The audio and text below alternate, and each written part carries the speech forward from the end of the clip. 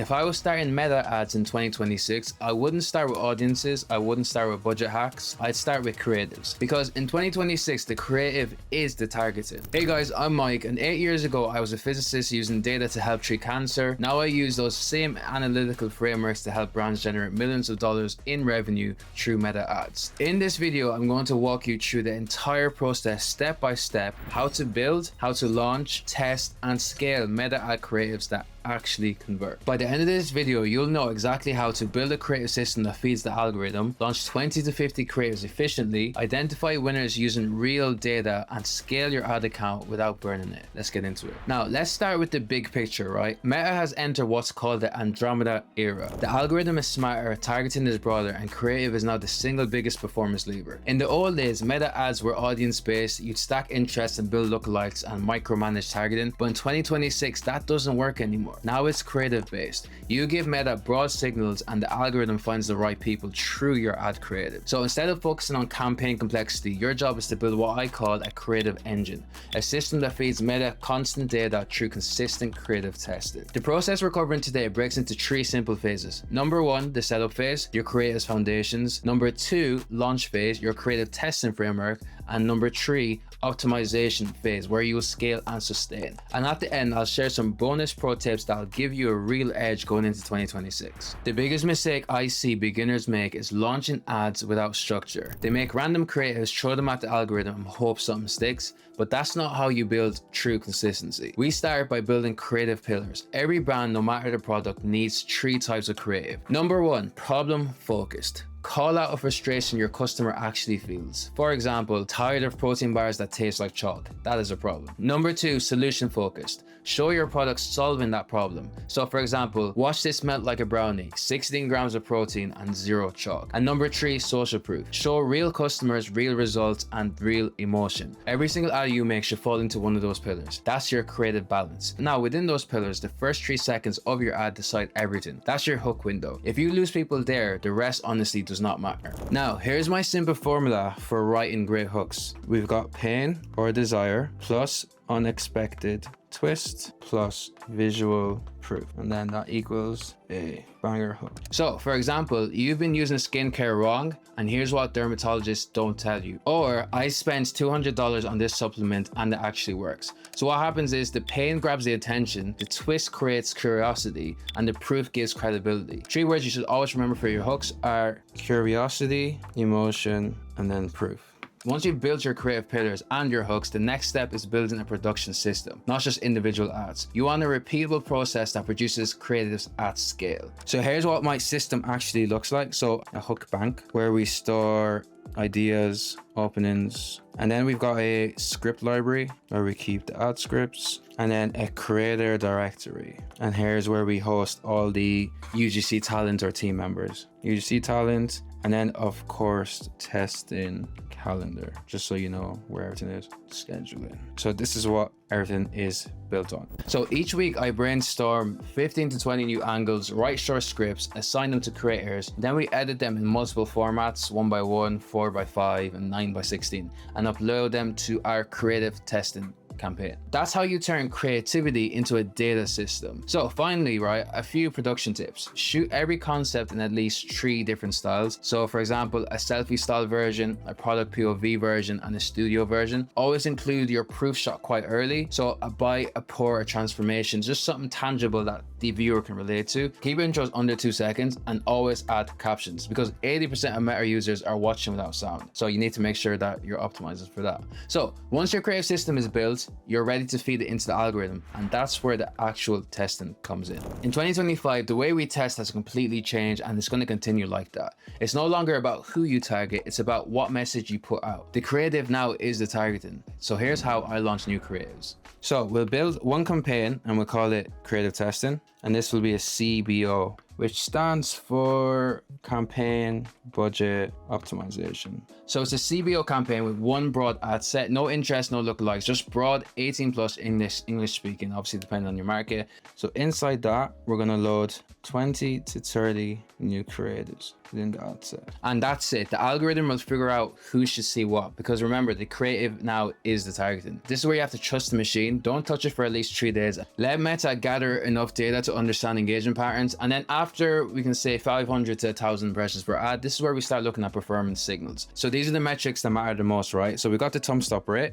TSR, and that is the percentage of people who watch past 3 seconds. We want 30% or higher. Next one is the hold rate, so the hook hold rate, how long people watch for. The more engaging the video, the higher the hold rate will tend to be. If the hold rate isn't where you want it to be, that's where you really need to look at the script and the storytelling of the ad itself. Decent metrics could be, let's just say 35% or higher. Now, a big one, which you may have heard about already, is your click-through rate. Click-through rate, the percentage of people to click the ad. And no, this will not be at 30%. We're looking at anything higher than 1.2%. Means your message is resonating. And then, of course, the big one for brands is your CPA. So in simple is this is the cost to acquire a customer. This would want to be ideally approx 25% of your target. So this really depends on the type of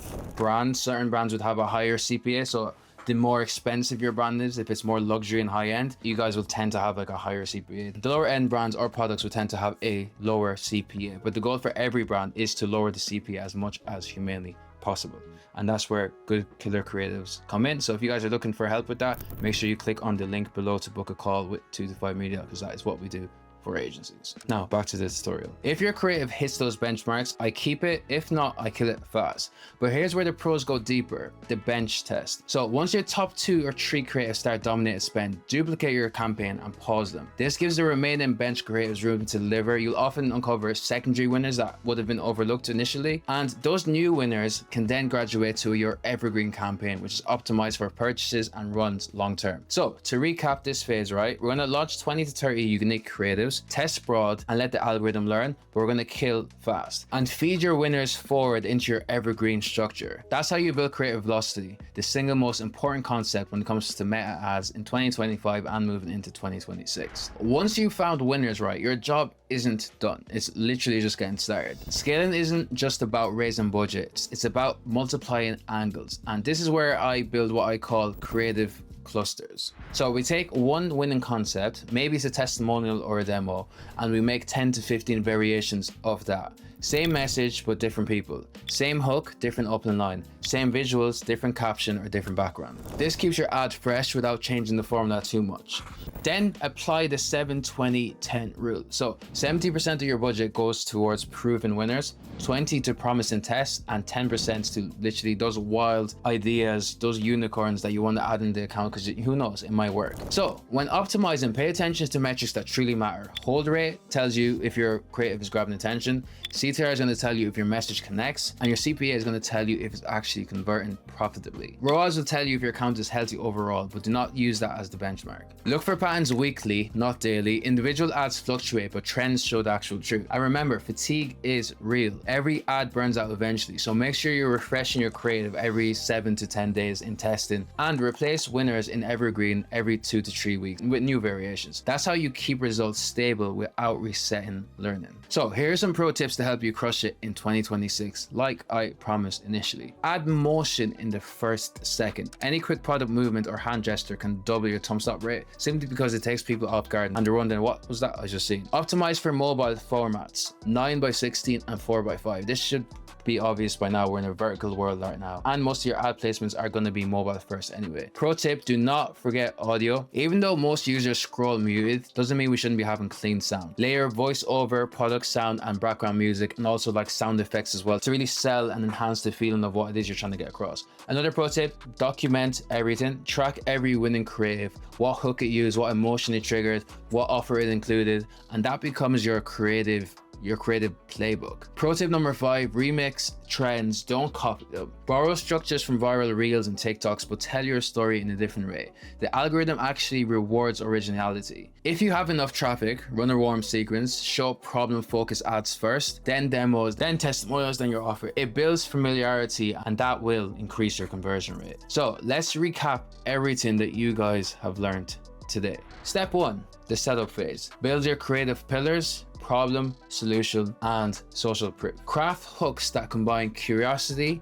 emotion, and proof, and set up a repeatable production system. Step 2 was the launch phase. So I asked you guys to run broad creative testing campaigns, 20 to 30 unique ads at once, measure early signals, and use bench testing to uncover winners. Step 3, the optimization phase, build creative clusters. Use the 70, 20, and 10 budget rule, refresh weekly, and track data patterns. And always remember, you're not fighting the algorithm anymore, you're feeding it. The faster you test, the smarter it gets, and the cheaper your conversions become, which is the goal. The best meta advertisers in 2025 and going into 2026 won't be the ones with the biggest budgets. They'll be the ones with the most creative velocity. If you're an e-commerce brand looking to reduce your CPA, make sure you click the link in the description. That'll bring you to a booking link, and you can book a call with me or the team so we can walk you through what steps we would take in order to achieve that goal for you guys. So if you found this video helpful, please smash the like button, hit subscribe, and drop a comment saying Andromeda if you want me to create a full walkthrough of my actual ads manager testing setup. Thank you guys for watching this video, and I'll see you guys in the next one.